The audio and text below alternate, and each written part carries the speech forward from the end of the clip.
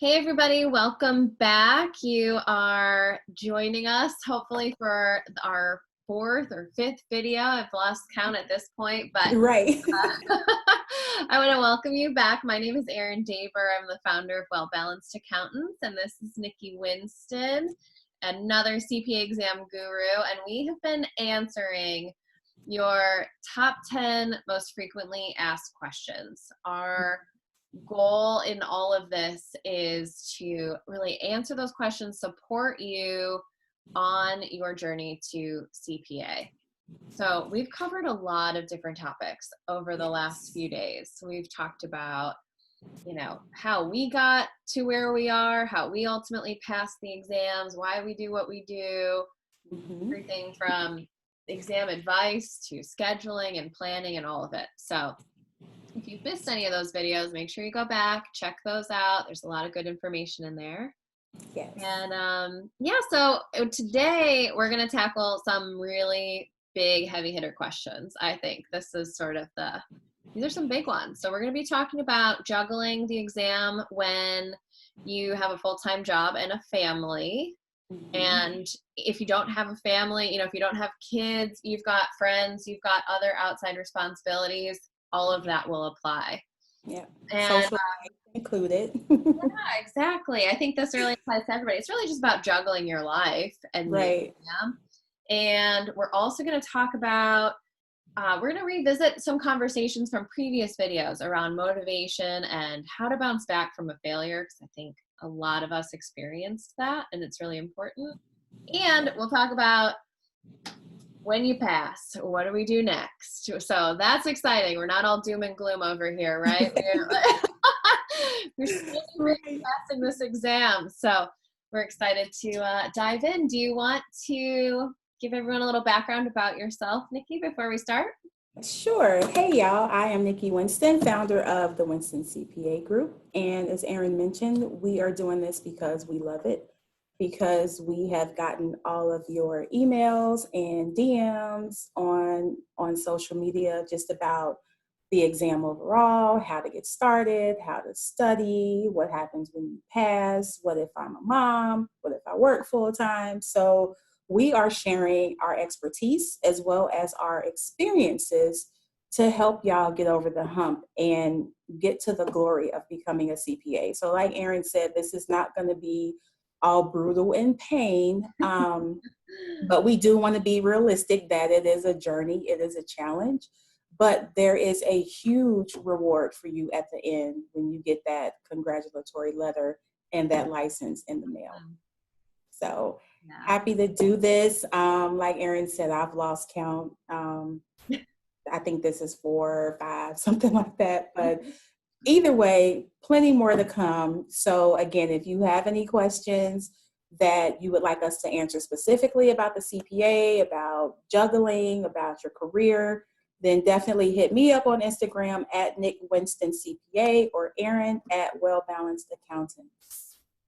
Yeah, we'll get you answers for sure. Or maybe we'll address it live. We'll do one at Facebook Live or a video. Yeah, that'll be fun. Yeah. All right. Well, we ended our last video talking about motivation and bouncing back from failure. And I think it's a really important topic because, the average pass rate on these exams is somewhere in the, 50% range. So if we are just running the numbers on that, chances are people are going to experience a failure at some point in the journey. Right.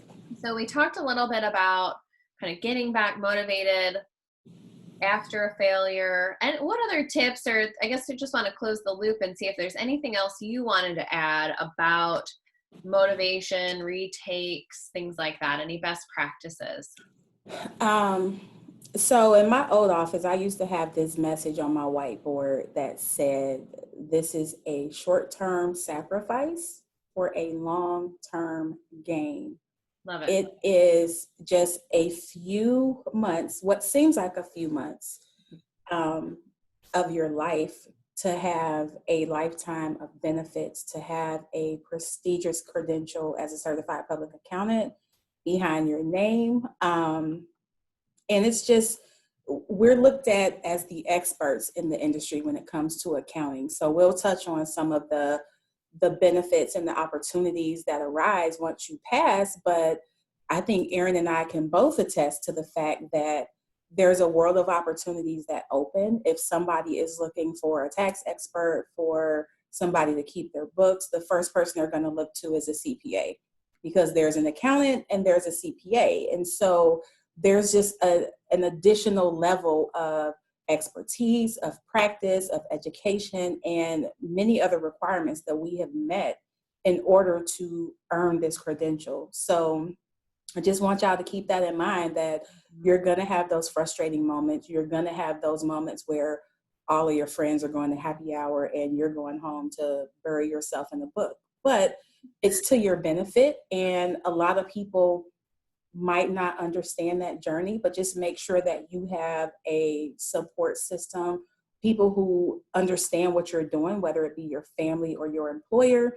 Like we talked about in another video, the importance of letting people know what you're working on so that they can support you and really help you get to the finish line. So this journey is yours. It's unique, and my experience might not be yours. I mean, Erin and I have totally different experiences. So it's important to stay motivated, understand your why. Why did you even start doing this to begin with? And just stay the course and focus on learning the material instead of memorizing. Because one day you're going to have an employer or a client who is paying you some big dollars to figure out their problems. Right. So just keep that in mind. Definitely. Yeah, I think I love where you're looking. You know, what I was hearing in that is just keep going. And you reminded me of a client of mine who she actually took on the CPA exam. She used to be an engineer. So this was a career change for her. She had taken it on, she had started, and then some health issues in her family kind of paused the whole process. So she had recently gotten started again, but got hung up on that last exam. And so past 3, had this last one. It happened to be far. And she took it 3 or 4 times and had failed, come really close, but just had never been able to get over the hump. And she called me and she said on our very first call, she said, you know what, I'm really toying with the idea of just giving up. Like, maybe this is not for me. Maybe I'm meant to be an engineer. And we ended up working together for 6 weeks or something, and we got her through that last exam, and she's a CPA now. So nice. The message in all of that is seek out your resources, keep going. Yeah. Even when it seems like there is maybe no hope, like it can get a little dire at times, but she's the perfect example of someone who really, really wanted to quit and thought, all right, I'm going to take one last shot. Let me get some help. It's not working. Whatever I'm doing right now, sometimes you just need a fresh set of eyes on it, you know, to say, here's what I would do differently. Why don't we change this up?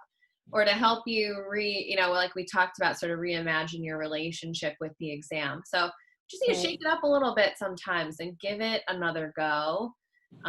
It's not over until it's over, right? Yes. So that's what I say. Just keep going until the very last, until you cannot keep going any longer. Yes. There's always a chance. So I like that. And then, the other thing is just rewards. I say, if the going gets tough, reward yourself, keep. Yeah, absolutely. For the exam next, like have a goal, have something in mind, whether it's an experience or I don't know, new pair of shoes, a handbag. That's speaking my language. Vacation. Yeah, exactly. Shoes are always a great idea. Always. A nice dinner, something like that to really treat yourself, reward yourself for your hard work. But ultimately, just keep going. There's people out there that can help also. So just want you to know that we believe in you. We're on your team. Yes, that's what we're here for. And the other thing that I just thought about is the reason why I'm even doing this, right? When I started, I knew my why. It was because when I got to a point where I wanted to say, you know what, I'm done with corporate America. I want to open up my own shop. I wanted to control the narrative of my career, right? But also, I learned so much about myself in this process as far as how resilient I am and how how hard I'm willing to work and fight for something when I actually have my eyes on that prize. So, and that not only translated to the CPA exam, but to other areas in my life. Like people are like, well, you're just so calmly assertive. I don't know what that means, but somebody told me I was calmly assertive because we were having a conversation and they asked me something and I said no. I just said no. No explanation. No, well, no. And a lot of that had to do with the CPA exam. I mean, imagine all the happy hours and fun things I turned down just to study. But at the same time, going back to my why, I had an end goal in mind. And people would say, Nikki's not doing anything until she gets done and blah, blah, blah. So people knew what I was trying to accomplish. And even for me, if I'm looking at statement of cash flows and I'm like, okay, let me look at the answer key to see where I went wrong. Okay, so I need to focus on learning this thing. So I was really digging into the content, really immersing myself in the material, because again, when you pass the CPA exam, all 4 sections, a lot of people are like, I'm done. That's the end. That's really the beginning, because now you have to go out and show us everything that you learned. And again, you're going to have an employer or a client who's paying you for your expertise. So don't be so quick to rush yourself through the process. We've all heard trust the process, right? It's designed to, as crazy as it sounds, the CPA exam is not designed to torture us and make our lives miserable, but it's designed because we are public servants, right? We have a duty to the public. And so you're going to be challenged on technical materials, but also on simple things like, are you paying attention to detail? Are you really clear on what the question is asking you? So a lot of the things that you learn, both technical and soft skills, are transferable to many areas of your life. So don't just look at this as, oh my God, Nikki and Erin said this is going to be terrible. I mean, embrace this journey. You're going to be spending at least 18 months, or maybe not, but you have 18 months to spend on this journey. So embrace it, learn that stuff so that when you do go out to your client or your employer, they know that you're a CPA because you have the expertise. Right. I love it. So we keep using happy hour you see where our heads are at, right? We keep using happy hour as the example of where you have to sacrifice. Yes, it is. But what if the thing you're sacrificing is not necessarily happy hour? What if you've got other things, or things that you can't necessarily sacrifice, like time with your kids? You've got other people that depend on you, or family that depends on you. So I think that's one of the biggest challenges, or things that I hear a lot is, I'm a parent, sometimes a single parent. Can I take and pass the CPA exam? What's that going to look like for me? Because, a lot of people out there taking it aren't in that situation. So what I found with my clients that do have kids, they're finding they don't really relate to some of the other advice being given out there. It seems like it doesn't apply to them, or it wouldn't work in their life. So I've got a few examples, but I believe you did it, right? So maybe let's hear from you. I did. It was me and my husband and my 2 broke besties, which are my 11-year-old son and my 8-year-old daughter. It was tough. It was tough because I'm managing my schedule, managing their schedules, getting them back and forth to school, to their after school activities. And then you come home and you have to do all of the mom duties, right? The cooking, the cleaning, the hanging out with them, the baths, the bedtime stories. So it's a lot. And I think I said in another video, like, by the way, I have a husband too. So we like to hang out and do date night and stuff like that. So it was definitely a struggle. And the one thing I remember is when I finally passed, my husband is like, well, I should be celebrating as hard as you are, because I felt like I'm a CPA too. Because when I was studying, I would hand a lot of things off to him. Like, hey, babe, can you fix dinner because I gotta redo reg, or just going back to that support system being so important. And I'm just appreciative that my husband made what was already a hard journey a lot easier for me. I mean, I would say, hey, can you get the kids a bath and put them in the bed? I'll come and kiss them goodnight, but I really got to get through this module. And he just kind of took it like, oh, okay, babe, I got it. And, no complaints. he understood what I was trying to do. It was for the benefit of all of us. But my kids were in elementary, so they had their little homework sheets and things they had to do. So we would all do our studying at the table together. So they were able to see me studying while they were also studying. And they didn't understand the complexity, obviously, of what I was doing, but they knew that I was there with them with a book, with a notebook and calculators and everything else. And so my son was a little bit older at the time than my daughter was. And so he would ask questions like, Mommy, are you going to school too? Or what's going on? And so that was an opportunity for me to kind of explain to them what I was doing and why I was doing it. So anytime I passed, again, even though they couldn't understand the complexity, anytime I passed, I would tell them that I passed.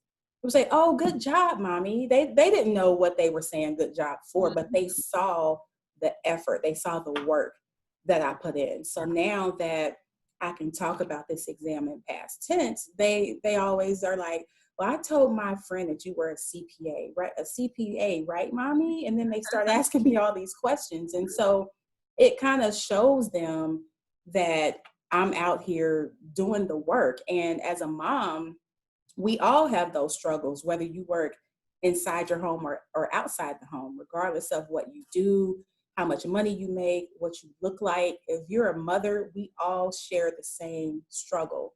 And so what I didn't realize is that there is an entire class of CPA candidate moms that are struggling like I was. And I didn't know that until one of them reached out to me and they were looking for help with their last exam. Like, I have 4 kids. I don't know how you did this. I read your ebook and I still don't understand, but I'm a lot more motivated now. Yeah. And so sometimes we just have to make ourselves available as a support system for people who are in those shoes that we were once in, because to your point, not everybody understands that struggle, because if you're starting out new graduate, or maybe you even waited till later to start, but you don't have kids, or maybe your kids are out of the house, it's a different type of struggle. Mm-hmm. And so I think CPA candidate moms are in a unique position because we have an added layer of challenge and stress on us. But it's also, for me, it was more motivation to say, my kids are looking at me. I can't throw in the towel right now. You know, they're looking to me to get done and they're cheering me on. And so I have to keep going. Mm-hmm. And we're just going to do hashtag motivation, because that's what we've been talking about a lot, is that if that's your why, that's more than enough. Yeah. But it's a unique struggle as a mother, because you have an additional set of responsibilities that, God bless the single moms, because I had my husband and I still struggled. So I can't even fathom being a single mother and doing this. Mm-hmm. But that's why we're doing this right now, to say it doesn't matter what situation you're in, it's possible. And we are here to help y'all through the journey. Absolutely. I love what you're talking about. It's just, I like that mindset of not looking at being a mom and taking on the exam as something that is working against you while it is a challenge. I think you actually have a mom or dad, we should say, right? Could be either. Yeah. But I think you have those kids who are watching you. Even if they're too young, you can tell them the story about when mom or dad didn't give up on this process when they're thinking about quitting something. So I actually think you have the most unique what's in it for you to keep going as a mom or a dad taking on the CPA exam. So relate this to your kids, right? What would you want them to take out of this journey? What do you want to be teaching them in this process, and use that as the thing that's going to call you forth? Because all the moms and dads out there that I know, they'll do anything for a lot of people. They do anything for their kids, right? And so if we can tie it to that, it's super, super motivating. So, a student fresh out of college, they don't have that. Mm-hmm. And that's really something that we can't replace with a material thing, in terms of a motivation. We can't replace that. So I like to encourage people to think of it as actually a leg up in a way, in terms of motivation. Right. And I actually have a few clients right now who are single parents, so I can attest to it is possible. But my suggestion is that you get support. Ask Yes. for help everywhere, which, by the way, is just a great thing to do. You don't Right. have to do this on your own. So, Right. but especially when you're taking on the exam, get that additional support. So that can look different ways for different people. One of my clients right now, she doesn't really have family in the area, so she's got her girlfriends. She plans play dates. Her friends take her daughter for the day, let her study, and she's struggled a lot with what she called mommy guilt, right? That Ooh. she felt like she should be spending that time with her daughter. And she really struggled with that. So even if she didn't have her there or had set her up with some daycare, she's feeling bad and not getting the good quality studying that she needed to get. Yeah. So one of the things we worked on was how can we set her up to have a better day without you, which sounds harsh, but like, how can we set her up to actually be more excited about whatever she's got planned than she is sad that she doesn't get to spend the day with you, mom? Yep. Yep. And so she planned all these fun things. They've gone activities and all sorts of stuff. And it helped her feel good that her daughter was having a great day and also gave her the freedom and flexibility to be studying. So, Good. Good. we've got to ask for support from friends, from family. We've got to get creative, even help with things like meals, like you said, meals, laundry. Maybe you hire a cleaning lady or something, right? Like Yeah. get some of those things off your plate. You don't have to do it all. And it's short Yeah. term while you're focusing and, studying and passing these exams. Yes. So Yeah. just be extravagant with the amount of support and help that you get during this process. I think that's one of the keys to success. Absolutely. And mom guilt is real. I mean, just going to work every day Mhm. brings about mom guilt for a lot of us. So if you pile on the CPA exam, the time commitment that is, and I mean, I felt guilty handing the kids off to my husband. So I mean, I could imagine how it would feel having your friends to come in, but going back to what we say about having that support system, when they get it, when they understand the journey that you're on, they Yeah. probably can't relate directly, they probably can't help talk you through certain concepts, but just to have that support is everything. And even going back to my husband, where he couldn't dig into the concepts with me, but he would take my flashcards and say, okay, what's this? Okay, what's this? What about this? Yeah. So even if they can't help you with the technical aspect, there are so many other areas of preparing for exam day and being successful on the exams where your friends and family can really add value to your journey. So, Absolutely. Yeah, I gotta let them in. Ask for help. They want to help you. yep, yep. So shout out to all the dads. We Uh-huh. love the dads too. Mhm. Definitely. All right. So let's say we've gotten through all of the exams. It Mhm. happens. It will happen for you too, right? It will Gonna happen. pass these exams. So, Uh-oh. oh, there's your lights again. For those of you who are just tuning in or you haven't watched the last few videos, I am not crazy. I have a green eco-friendly light in my office, and if I'm still for too long, it just turns off. So I usually just wave my hands and it comes back on. Wake it So back up. We're yeah. So but that's also kind of celebratory since we're talking about passing. I like it. I've got my little, I have these handy just for Yes, love it, love it, love it. when we pass. So, all right. So then what? Because some of us think, I think a lot of candidates think that's the end game, right? That's it. That's the finish line. In a lot of ways it is, but in a Right, lot of other ways it's sort of like you said, it's not the end, it's just the beginning. It's the beginning of right. what's next. So, what advice do you have for somebody that is just past their exam? Celebrate the hell out of your Yeah. accomplishment, first of all. Um, it took me 2 days after score release to realize that I passed because I was at that point where the exam I took was like there were two options. This option is I passed, I'm done. This option was I failed and I lose credit for 2 more exams. And then I have to start over. Oh, And so I didn't know if I was emotionally ready to deal with all of that. And so when score release came around, I'm like, I'm not ready yet. I'll check tomorrow. So then tomorrow came. I'm not ready yet. I'll check tomorrow. And you didn't even check it. I didn't even check it. Oh, And then when I finally told myself, like, look, the score is what it is. It has not changed in 2 days. So just do it. And then it goes back to mindset. Before I checked, I was on the computer. Before I typed in the website, I said, I have worked my butt off for this. And I know that I did well on that exam. I had taken it 2 times prior to this last time. And I expect that I passed. I know that I passed. I know how hard I've studied. I know the material I passed. And so it was so funny. I logged in. It was like 3 a.m. when I finally checked it. I logged in and I forgot the password.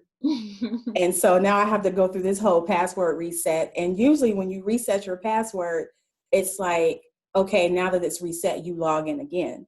But on NASBA's website, once you reset the password, the scores automatically popped up. So I wasn't even ready to see it when I saw it. And I'm like, oh my God. And I just like ran through my whole house and went crazy. I called my parents at 3 a.m. and freaked my mama out. She thought something was wrong. She's like, that's good. Congratulations. I'll talk to you in the morning. Don't ever call us at 3 o'clock in the morning again if nothing's wrong. So it is, I mean, just to think about it now, it's like, it's such an exhilarating feeling to say, man, all that work I did, all those long nights, all the stuff I missed, I am done. And it feels amazing just to see. I mean, I would see like credit for one, fail on another one, lost credit on another one, but to finally see pass 4 times, to see credit 4 times. And then what happens? I think I got a congratulatory email from NASBA, and then I got a congratulatory letter in the mail. And then I got my license in like this really big envelope. And so the license, my husband went and got it framed for me and in my favorite colors. Like I think he went to get it done and he was telling me like the lady was going to give him one of those traditional frames, like the black and the gold. And he's like, no. And he did like a coral color, kind of like my sweater, which is like one of my favorite colors. So he got it framed in my favorite color. And then you'll also get like a little card that says you're a CPA. Yeah. And it's just amazing. And I immediately updated all my social media, updated my email signatures. I put comma CPA after everything. I even named my ebook comma CPA. And the premise behind that was comma CPA because I want to see your name, comma CPA. So that was why I wrote that ebook for candidates. But I mean, it's an exhilarating feeling. It's a day I will never forget. And when I tell y'all that opportunities just pour in when somebody sees that you're a CPA. Now, it might not even be something that's in your wheelhouse or something that you do every day, but people see that credential and they automatically think, okay, this person is an expert. This person knows accounting and tax and business and all of these things. So it is an amazing feeling. I finally got to join the AICPA and the Georgia Society as a regular member and not an affiliate candidate. So just so many amazing things happen. And then, it's from a career standpoint, if I had CPA candidate on my resume a lot, and it's exhausting having to explain because now hiring managers are like, okay, I see you're a candidate. Where are you in the journey? And you have to say, well, I took this one and I'm taking this one. And it's so just exhausting to have to keep explaining. And you might even lose out on an opportunity if somebody feels like, well, she's a candidate. This person's already an active CPA. So we're not even going to waste time and have a conversation. So just a world of opportunities opens up. But from a personal standpoint, it is such an amazing feeling. an accomplishment. And it's just like all the work that I did, all those long nights, it was so worth it. So I love it. I think that, you know what, I actually don't remember where I was when I got my final credit. But I remember being very excited. I think I tell people this all the time. I think I get more excited when I get the text message from my clients that says I passed. yes.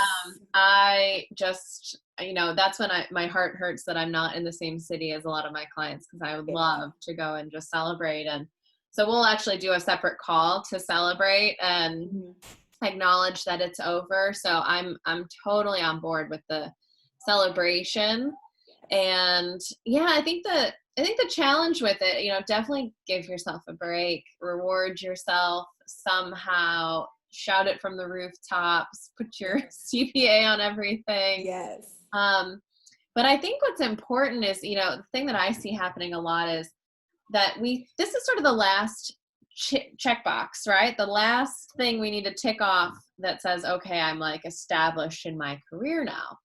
And for a lot of people, myself included, it was the last thing that somebody told me I had to do, which feels freeing on one hand, but on the other hand, can be a little bit like, oh, okay, so what now? Now I'm in charge. Now I'm fully in charge of my career. There's nothing else that has been mapped out for me. Yeah. And I actually felt a little bit lost.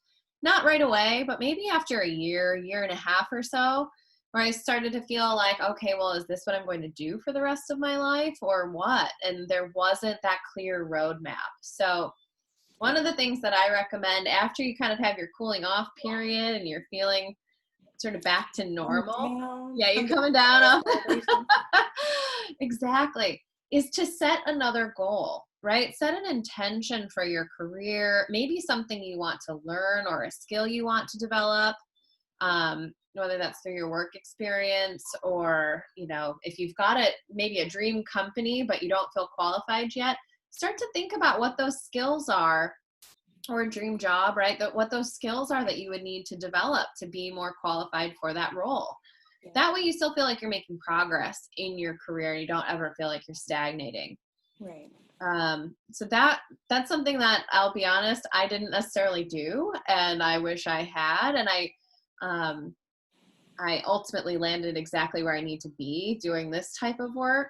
Yeah. But there were definitely times when I thought, okay, maybe if I had done this a little bit differently, this would have gone, I would have had a different outcome, or I would have stayed in that role longer. So I just think it's important to have clear a destination in mind, right? Like, where are we headed? What direction are we going? So that you're not just stuck on the hamster wheel of these careers that, because we were a little cyclical, right? Deadline to deadline. And you can just get caught up in that cycle and not really be thinking about moving yourself forward.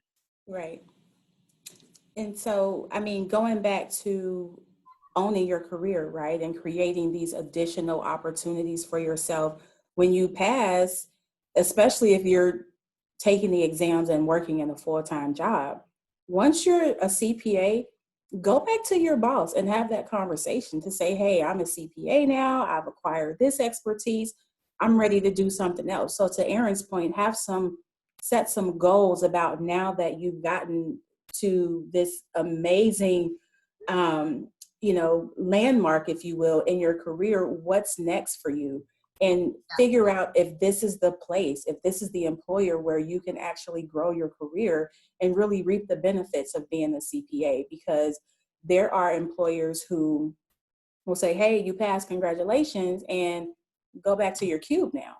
So it's important that you still continue to drive the bus of your career, like I like to say, because they might not tap you on the shoulder to say, hey, we want to promote you just because you're a CPA. Now, if they do, that's great, but it's still up to you to initiate those conversations to say, hey, I'm a CPA. I acquired the credential because I want to do A, B, and C. What opportunities exist for me to do that here? So that's really an important conversation to have, so that you're not a year or two out of becoming a CPA, like Erin mentioned, and then you're just like, okay, what's next? Right. So even from the entrepreneurial standpoint, if you feel like, hey, I'm a CPA, I want to open up my own firm. There's still learning for you to do, because now that you're a CPA, you have to continue with your CPEs, your continuing professional education. So look at the CPEs that are relevant to the niche or the specific thing you want to do in your business to build up your skill sets there, because learning the content for the CPA exam is very helpful in practice, but there are still other things to know to really put you on the right footing when you start your new journey as a CPA. Yeah, absolutely. I always say when I hear people that want to start their own firms, I say, you know what, the best experience you can get is, working in another firm. Mm-hmm. You get to practice on somebody else's clients. That sounds Right. terrible when I say it out loud, but it's true. Like, But it's true. It's let's the learn reality. the things. Yeah. That way you're ready, you're prepared when you do go off on your own or pursue whatever it is that you want to pursue. Right. And I think joining the state society, like you said, joining the Atlanta Society of CPAs or the whatever, in your particular state Mm-hmm. is an excellent first move. Getting involved with the AICPA and starting to then figure out, CPA is one thing, but what kind of CPA? What do you want to specialize in? What are you passionate about? Because it's Right. so broad. You can go so many different directions with it. And so then it just becomes about figuring out, where do I best fit in? What do I love? What's Right. that thing that gets me up in the morning? Right. So Corporate, nonprofit, internal audit. small business, right. Internal audit. I have a friend who's a CPA and she's never looked at financial statements. She does IT audits.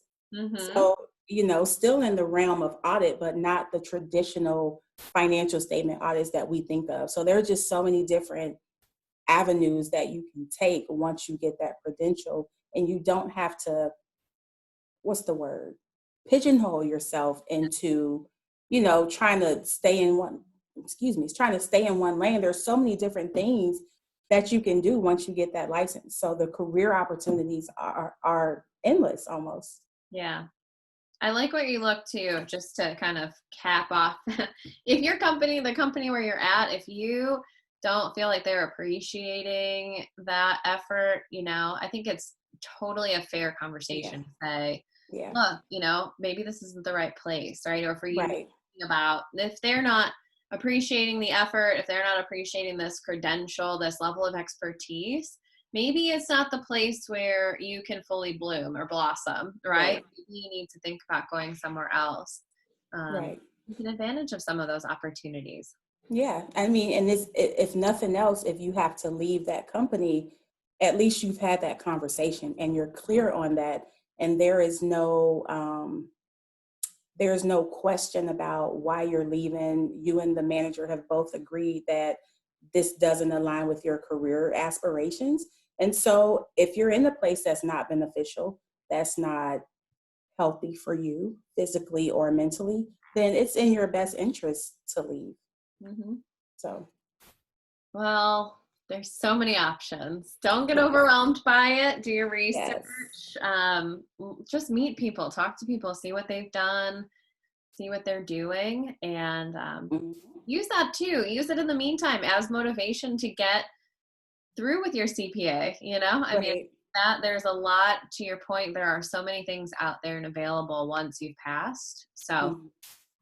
I extra agree. motivation, extra drive. Definitely. Definitely. Well, keep the Good questions coming in, stuff. guys. Those are our, we've made it through our list of the We top did. 10. Yay. That is awesome.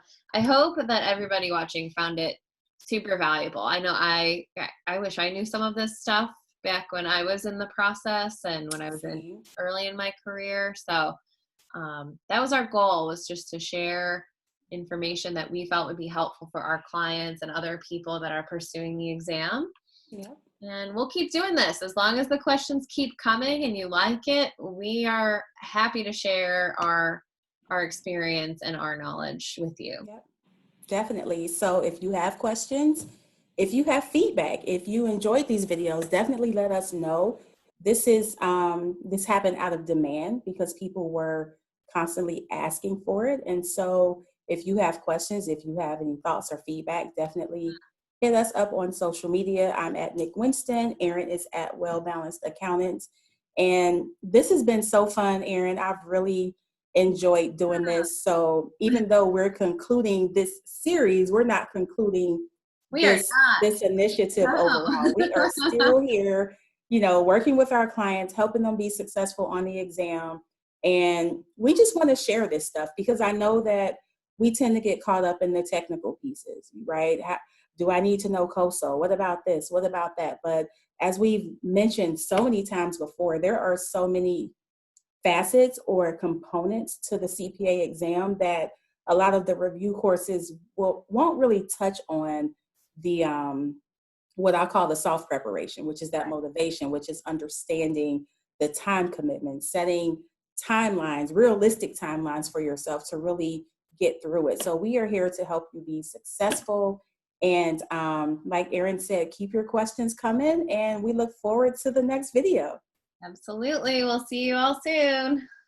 Bye. Bye. What's going on, everybody? If you liked that video, make sure to hit the like button and subscribe for more videos just like that. We'll be sharing lots of tips and tricks designed to help you crush it on exam day.